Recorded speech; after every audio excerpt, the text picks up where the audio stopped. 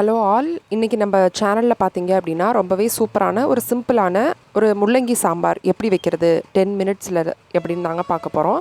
அதுக்கு ஒன்றும் இல்லை, ஒரு சிம்பிளாக குக்கரை நான் அடுப்பில் வச்சுட்டு எண்ணெய் ஊற்றி எண்ணெய் சூடானதும் கடுகு உளுந்தம்பருப்பு, வெந்தயம், ஜீரகம், பெருஞ்சீரகம், கருவேப்பிலை, மல்லித்தழை, வெங்காயம், பூண்டு எப்பயும் நம்ம அஸ் யூஷுவல் என்னென்ன சாம்பாருக்கெலாம் ஆட் பண்ணுவோமோ அது எல்லாத்தையும் லைனாக அந்த மாதிரி ஒன்று ஒன்றா ஆட் பண்ணிக்கோங்க.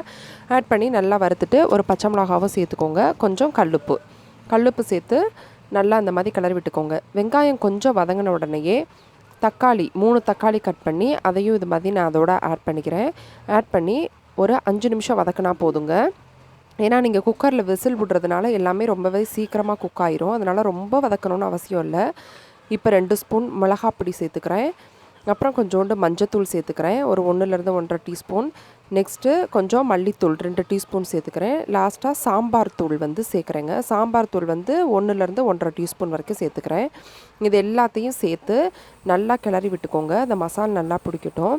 இப்போ நம்ம பொடியாக அரிஞ்சு வச்சுருக்க முள்ளங்கி இருக்குது பார்த்திங்களா, அதை இதோட ஆட் பண்ணிக்கலாம். நான் வட்ட ஷேப்பில் அரிஞ்சிருக்கேன். உங்களுக்கு எந்த ஷேப்பில் அரியணுமோ அந்த மாதிரி அரிஞ்சுக்கோங்க.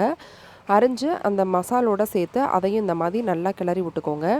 கிளறினதுக்கப்புறமா நம்ம 3 டம்ளர், அதாவது 3 குட்டி டம்ளரில் நான் சொல்கிறேன், அதில் 2 டம்ளர் இப்போ நான் எடுத்து அதை கழுவி அந்த பருப்பை இதோடு சேர்த்து போதுமான அளவு தண்ணி, பெருங்காயம் சேர்த்து வேக விடுங்க. 3 விசில் வர வரைக்கும் குக்கரை மூடி நல்லா வேக விட்டுருங்க. 3 விசில் வந்தோடனே நமக்கு சூப்பரான முள்ளங்கி சாம்பார் ரெடி ஆயிரும்.